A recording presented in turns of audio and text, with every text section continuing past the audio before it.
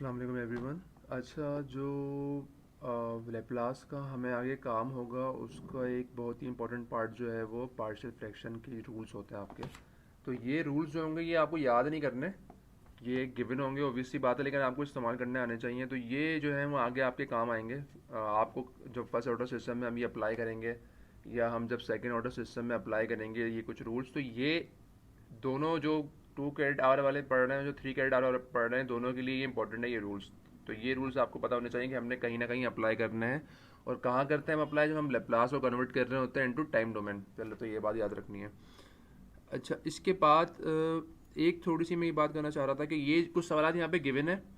ये जो 2 credit our वाले हैं उनको नहीं करने की ज़रूरत, क्योंकि ये जो है उनके लिए नहीं है। ये जो है वो जो 3 क्रेडिट आवर वाले हैं जो मिसलिनियस में पढ़ रहे हैं कंट्रोल्स, तो उनके लिए ये तमाम 7 के 7 क्वेश्चंस करना ज़रूरी है।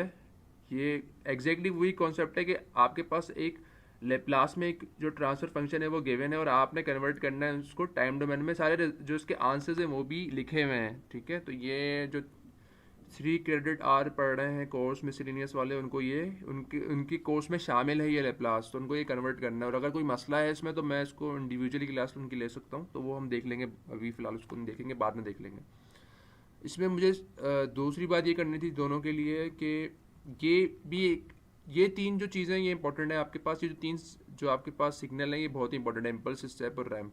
तो इन तीनों सिग्नल को एफ ऑफ टी यानी कि टाइम डोमेन में आप कैसे रिप्रेजेंट करते हो, और उसी सिग्नल को आप एफ ऑफ एस यानी कि लेप्लास में कैसे रिप्रेजेंट करते हैं, ये आपको पता होना चाहिए। तो अगर मैं इम्पल्स की बात, खास तौर पे लेप्लास वाला, अगर मैं इम्पल्स की बात करूंगा तो आपको पता होना चाहिए कि एफ ऑफ एस इसका 1 है, ठीक है। अगर मैं स्टेप की बात करूंगा तो आपको पता होना चाहिए कि इसका एफ ऑफ एस 1/s है। और अगर रैम की बात कर रहे हैं हम तो वो 1/s² है। तो ये जो 3 रिजल्ट्स हैं ये आपको आगे इस्तेमाल करने पड़ेंगे, तो ये आपको पता होने चाहिए कि क्या रिजल्ट्स हैं इसके। अच्छा, तो अब आगे चलते हैं और देखते हैं कि हमारा क्या है आज का काम। तो ये जो है मैं बता चुका हूँ कि ये जो 3 कैरेट आवर वाले हैं उनके लिए करना ज़रूरी है ये, ठीक है। तो अब हम आगे चलते हैं, अपना जो लेक्चर है वो देखते हैं। अच्छा, एक सवाल मैं करवाना इसलिए चाह रहा हूँ ये कि आपको ये पता होना चाहिए कि आप स्टार्ट किस तरह करते हो किसी भी सिस्टम को, और ये जो इन्वर्स लेप्लास लगा के फिर इन्वर्स लेप्लास लगा के पूरा जो कंप्लीट एक बिहेवियर होता है वो कैसे होता है, तो वो मैं यहाँ पे सॉल्व करना चाह रहा हूँ। तो ये एक बहुत ही सिंपल सा सवाल है, सिर्फ समझाने के लिए, सिर्फ कॉन्सेप्चुअल आपको नॉलेज देने के लिए ये सवाल है यहाँ पे। तो ये है क्या, इसको पढ़ लेते हैं। एक्स ऑफ टी ये गिवन है, is the input displacement and theta T is the output angular displacement. तो एक्स जो है वो आपका इनपुट हो गया, और जो थीटा आपका जो ये लिंक या जो भी लगी हुई है आपके पास, ये जब रोटेट होगा तो वो इसकी जो डिस्प्लेसमेंट है जो थीटा है वो आपका आउटपुट है। तो करना ये आपने, you need to find theta t where x t is the step response. तो वो ये बता चुका है कि जो आपके पास इनपुट आ रहा है, जो आपके पास एक्स इनपुट है वो स्टेप रिस्पॉन्स है, ठीक है। तो स्टेप का एस लेप्लास में क्या होता है, 1/s होता है। Assume system components as massless. अच्छा, उसने फिर यहाँ पे एक बात की है कि सिस्टम के जो कंपोनेंट्स हैं वो मासलेस है। तो इसका मतलब ये जो आपके पास लिंक है इसका कोई मास नहीं है, इसका मास नेग्लिजिबल है, आप उसको निगलेक्ट कर सकते हैं। तो सबसे स्टार्टिंग पॉइंट किसी भी सिस्टम को सॉल्व करने का क्या है, you need to find its equation of motion. तो कैसे फाइंड करेंगे, F equal to M A लगाते हैं हम। तो यहाँ पे तो एम जीरो है, सिस्टम की एक्सेलरेशन जीरो नहीं है, लेकिन वो एम और ए का कंपोनेंट जीरो हो गया क्योंकि मास को हम नेग्लिजिबल कंसिडर कर रहे हैं। तो इसका मतलब ये नहीं कि एक्सेलरेशन जीरो है, मास जीरो हो गया, उसकी वजह से एम ए का जो प्रोडक्ट है वो दोनों जीरो हो रहे हैं। तो इसका मतलब ये हुआ कि अगर इसकी इक्वेशन मैं लिखना चाहूँ तो summation F equal to zero होगा, ऐसा ही है। तो कैसे लिखेंगे हम, देख लेते हैं इसको। डैम्पर के दोनों एंड्स मूव कर रहे हैं, बाय पहला जो एंड मूव कर रहा है वो एक्स मूव कर रहा है, डिस्प्लेसमेंट उसकी उसको वेलोसिटी में कर लेंगे ऑब्वियसली। और जो डैम्पर का जो सेकंड एंड है वो किस तरह मूव करेगा, so we have L length of the link और थीटा। तो ये जो आपकी मूवमेंट हो रही है यहाँ पे वो कितनी है, obviously S equal to R theta, तो एल थीटा हो गई, वो बड़ा आराम से आपने निकाल लिया। तो जो डैम्पर की दोनों आपके पास जो एंड थे उसकी डिस्प्लेसमेंट आ गई तो वेलोसिटी आ गई बेसिकली। स्प्रिंग का एक एंड तो फिक्स्ड है, तो इसका मतलब स्प्रिंग में तो सिर्फ एक ही वेरिएबल आएगा और वो क्या होगा, सिंपली एल थीटा ही होगा, ठीक है। और स्प्रिंग डिस्प्लेसमेंट इस्तेमाल करता है तो उसमें तो वेलोसिटी निकालने की जरूरत नहीं है। तो दो फोर्सेज आ गई आपके पास। पहली फोर्स कौन सी है, जो इस डैम्पर के अंदर है, उसमें डिफरेंस आएगा आपका एक्स का और एल थीटा का। Second force is your spring force, जिसमें सिर्फ और सिर्फ आपके पास एल थीटा आएगा, ठीक है।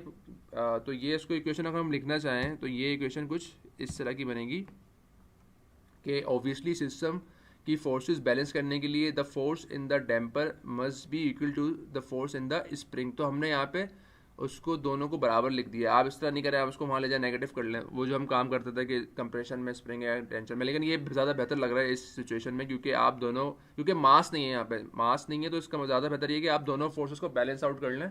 तो जो डैम्पिंग की फोर्स है it must be equal to the force in the spring, ठीक है।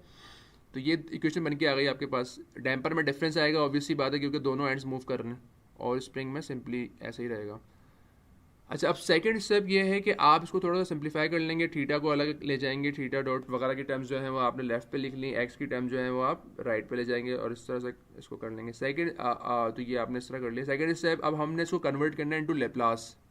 तो पहला स्टेप क्या था कि हमने उसकी डिफरेंशियल इक्वेशन लिख ली है। Now we need to convert the system into Laplace. तो लेप्लास में करते क्या थे, अगर आपको याद हो, ये आप इक्वेशन लिखी हुई है, जब भी लेप्लास डिफरेंशियल फॉर्म में होगा तो आपने ये इक्वेशन इस्तेमाल करनी है। ये सिंगल डेरिवेटिव के लिए, वरना इसका जो डबल डेरिवेटिव के लिए जो इक्वेशन है वो भी लिखी हुई है पिछले स्लाइड्स के अंदर, तो वो देख सकते हैं आप, और एक जनरल फॉर्मूला भी इसका गिवन है। तो हमने ये इस फॉर्मूले को इस्तेमाल करते हुए, क्योंकि थीटा डॉट का मतलब क्या है, फर्स्ट डेरिवेटिव है, एक्स डॉट का मतलब फर्स्ट डेरिवेटिव, तो इसको हमने कन्वर्ट करना है, तो इस इक्वेशन से करना है। तो अगर मैं इसको कन्वर्ट करना, अच्छा अब ने एक और बात लिखनी है, यूजिंग जीरो इनिशियल कंडीशन। तो अगर आपको यहाँ पे इनिशियल कंडीशन सवाल में कुछ गिवन नहीं है तो आप अपने आसानी करेंगे। आप क्या आसानी करेंगे, आप उसको जीरो इनिशियल कंडीशन तस्वुर करेंगे। उसका मतलब क्या है, उसका मतलब ये है कि एट टाइम जीरो तमाम फंक्शन जीरो हैं, सही है। तो यहाँ पे जो सिस्टम गिवन है, इसका मतलब अगर इसमें कन्वर्ट करूँगा मैं जीरो इनिशियल कंडीशन कंसिडर करके, तो इसका मतलब ये हुआ कि एफ ऑफ जीरो जो है, स्मॉल एफ का मतलब क्या है, time domain signal, capital F का मतलब है कि एस में लेप्लास में बात कर रहे हैं।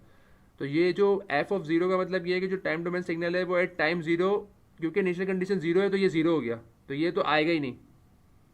हाँ, अगर इनिशियल कंडीशन जीरो नहीं होती, ये गिवन होता कि आप एट टाइम जीरो क्या फंक्शन की वैल्यू है, तो फिर यहाँ आपको वो वैल्यू लिखनी पड़ती। लेकिन यहाँ पे क्योंकि हमारी इनिशियल कंडीशन जीरो हमने अज्यूम कर ली, और आपने हमेशा यही अज्यूम करनी है, अगर गिवन सवाल में गिवन नहीं हो तो आपने यही अज्यूम करना है। तो हमारा जो कन्वर्जन मिलेगा कैसे बनेगा, L is just the constant, वो तो लेंथ है।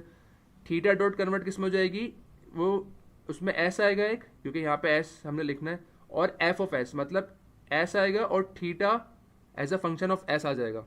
तो ये तो यहाँ पे आ जाएगा, बन जाएगा। तो यहाँ पे क्या हुआ, एल तो वैसे ही आ गया, theta dot will convert into S theta into S by using this formula, और F of zero is zero, तो वो कुछ भी नहीं आएगा यहाँ पे।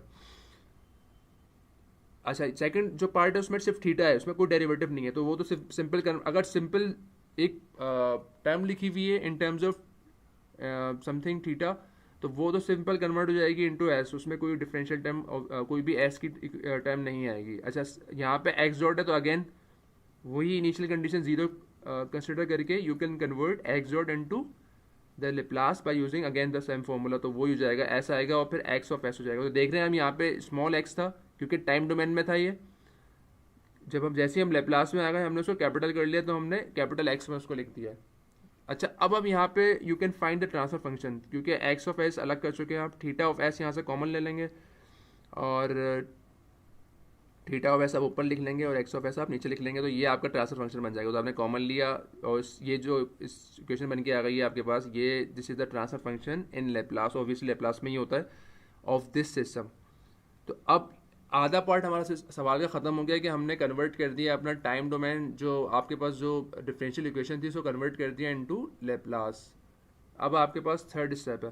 थर्ड स्टेप में अब आपने कन्वर्ट करना है इसको इनटू, अगेन आपने इन्वर्स लेप्लास लगाना है, उसको टाइम डोमेन सिग्नल में कन्वर्ट करना है। तो उसके लिए फॉर्मूले हमारे पास गिवन होता है, जहाँ जहाँ फॉर्मूले लग सकते हैं आपने फॉर्मूले लगाना है, ठीक है। तो यहाँ पे फॉर्मूला बड़ा आराम से लग सकता है।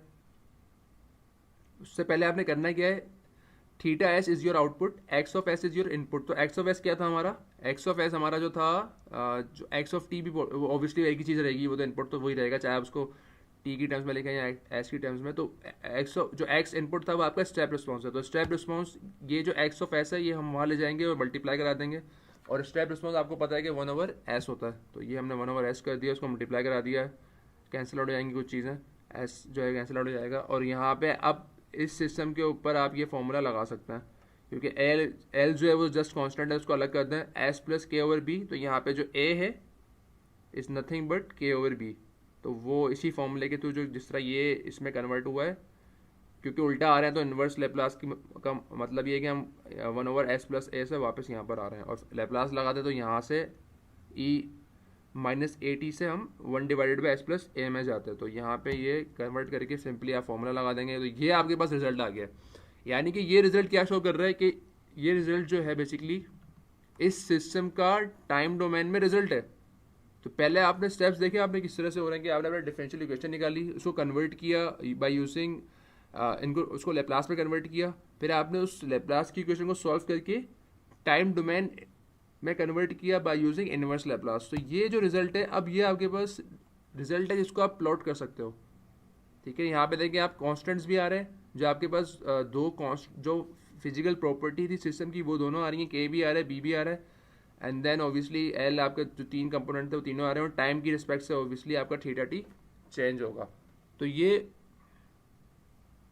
कॉन्सेप्ट है टोटल, जो एक पूरा कॉन्सेप्ट होता है क्यों करते हैं हम ऐसा लेप्लास में, तो ये कॉन्सेप्चुअल समझाने के लिए आपको एक सवाल था। होपफुली समझ आई होंगी चीज़ें कि क्यों हम इसका इतनी इंपॉर्टेंस है। तो आप ये वीडियो यहीं पे ख़त्म करते हैं। नेक्स्ट वीडियो में जो है वो हम फर्स्ट ऑर्डर सिस्टम और उस पर बात करेंगे स्टेप और उसका जो रैंप रिस्पॉन्स वगैरह होता है। तो टेक केयर, अल्लाह हाफिज़।